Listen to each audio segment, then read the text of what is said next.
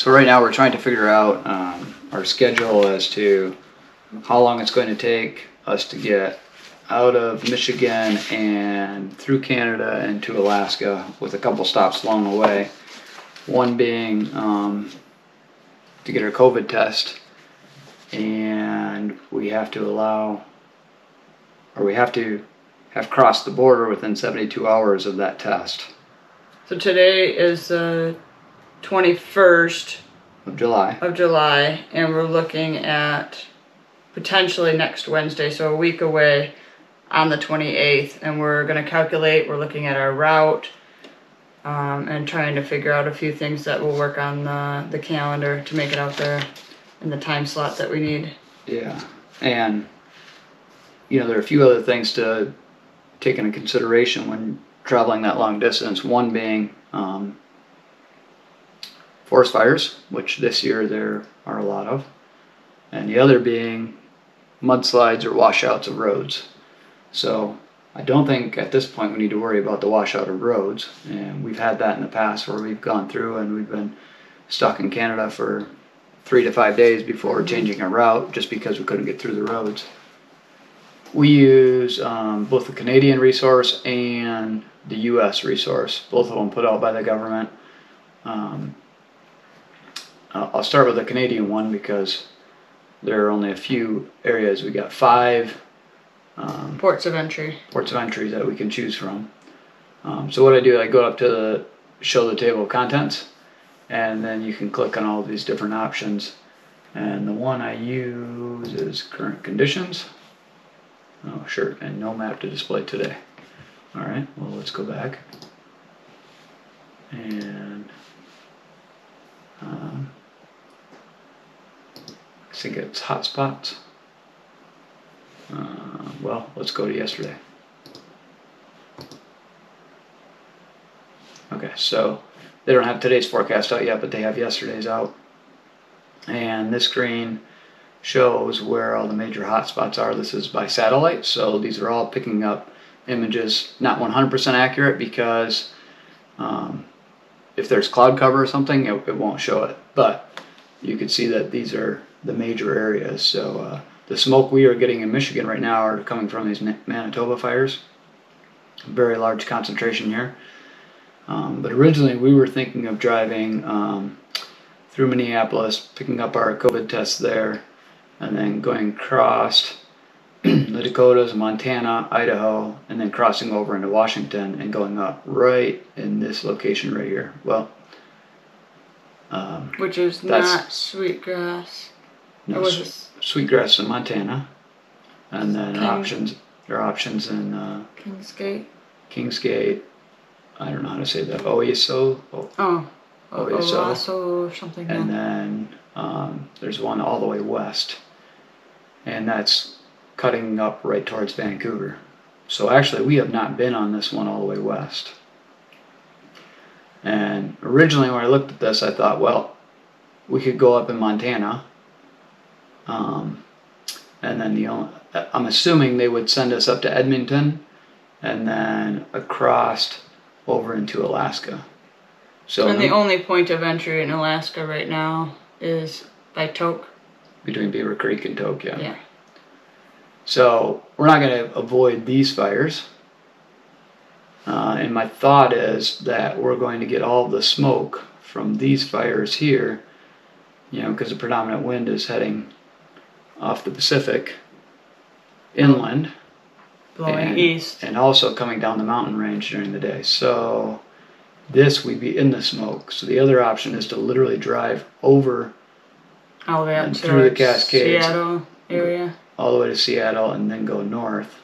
Which I'm thinking we'd have to go through the fires, but we'd have less smoke going up this coast. We'd have to blow through these, obviously. So that's where that's at. Let's take a look at the U.S. map.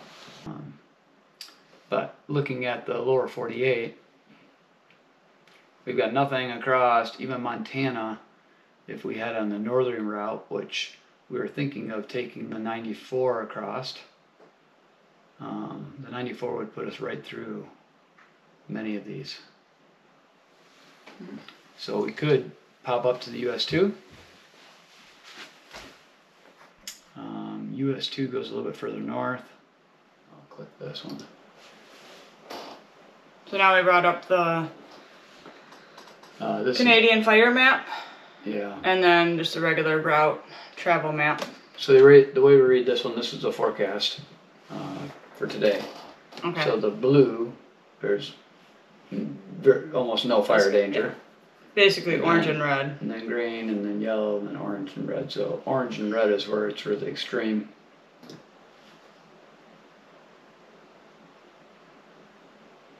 Yeah, so that's going up.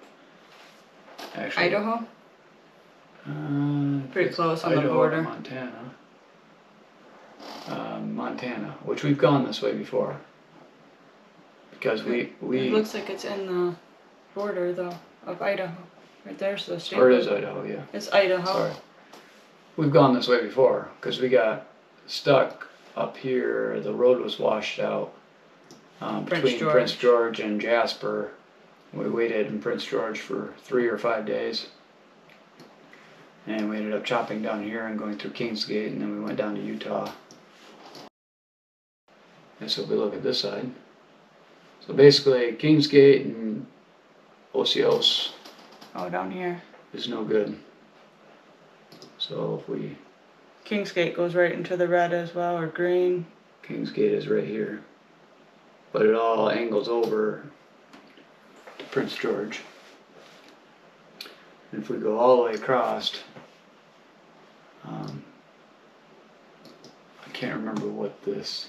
You're zoomed into Vancouver right now. Yeah, but this is the line here. Abbotsford is the other. Yeah, I think so. I remember that now. So Abbotsford is their point of entry. So when we get to the port of entry, they will provide the number of days and the route that we need to take to basically get in, get out for Canada. So that's what we're just kind of guessing what route they'd send us. So this, even though I'd love to do this drive, we gotta go clear over here and then back. Yeah, it's like you're backtracking in many ways. But you said Sweetgrass was not open any longer.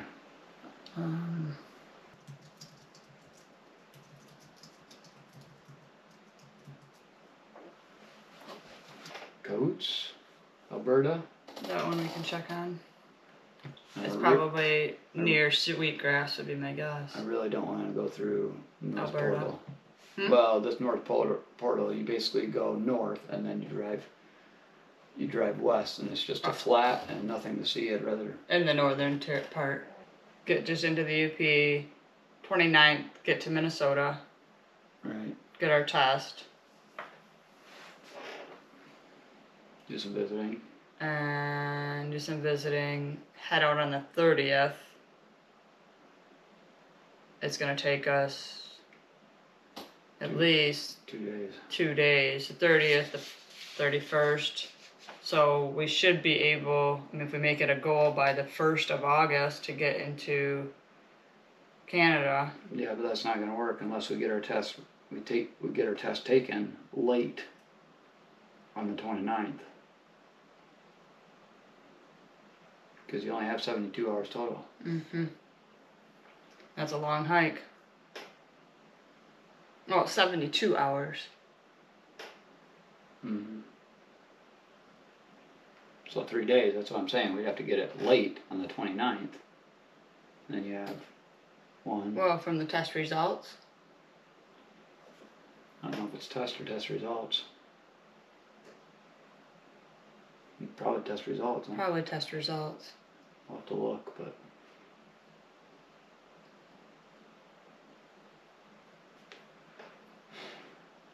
Well, still, that's 24 hours to there, 72 hours to here, and this is 27 hours drive time. And then how many days? We're going to be cutting it close. Yeah. Because right now, I start work on the 10th in Homer. So we have to get through Canada, and then we have to drive down to Homer.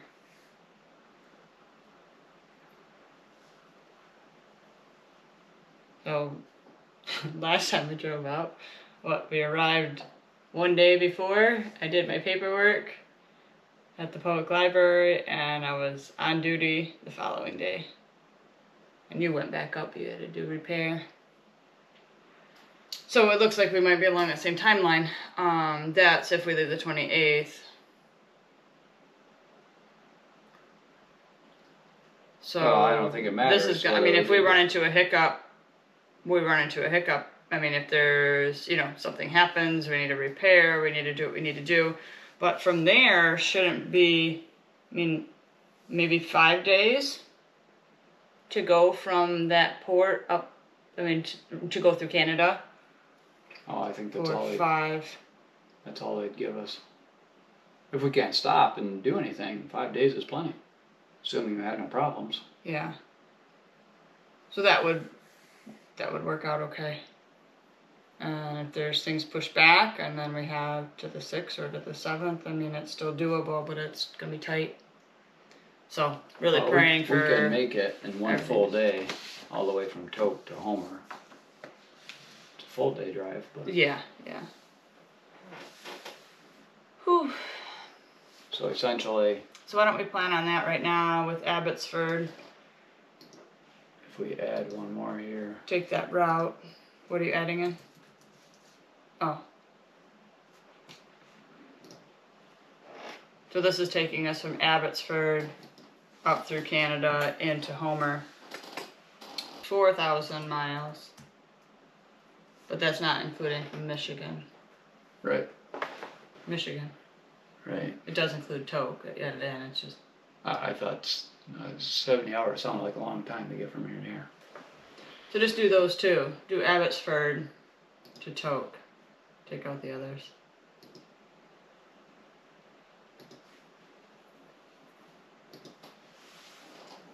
So it still shows 34 hours or 36 hours. So 12-hour days. Maybe 3 days, but it's going through the mountains and stuff is. What's all that? Road closed. It's all fires. I'm assuming if we look over That's here. on that 97. You can't zoom in on that. No. So that means it would push us the other way.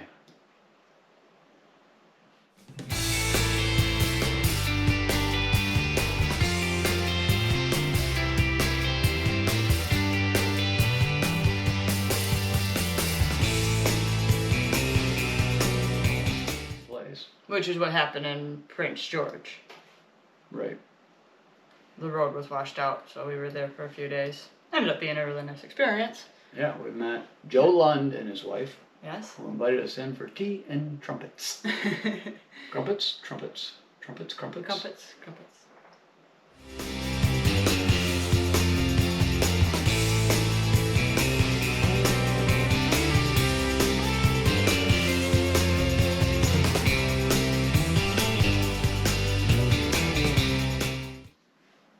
So we'll figure this out so if basically one day back. We're okay to leave here in 6 o'clock.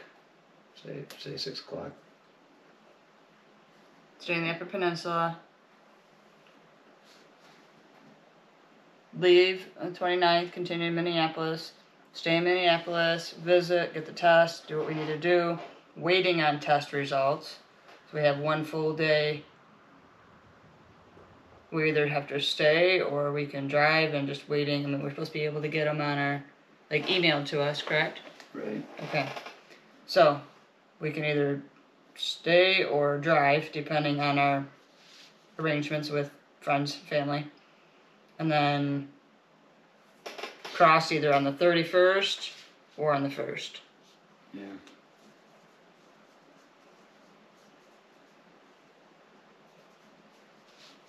I'm leaning towards crossing on the 1st just so we can go to church.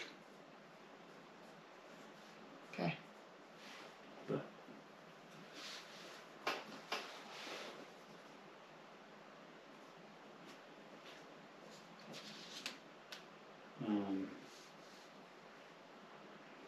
I'm gonna say 1, 2, 3, 4 days. Well, we could probably, they allow, from what I've seen, 12 hours a day. So 69 hours divided by 12 is 3 days. So I'm gonna say we'll have to be in Beaver Creek on the 4th.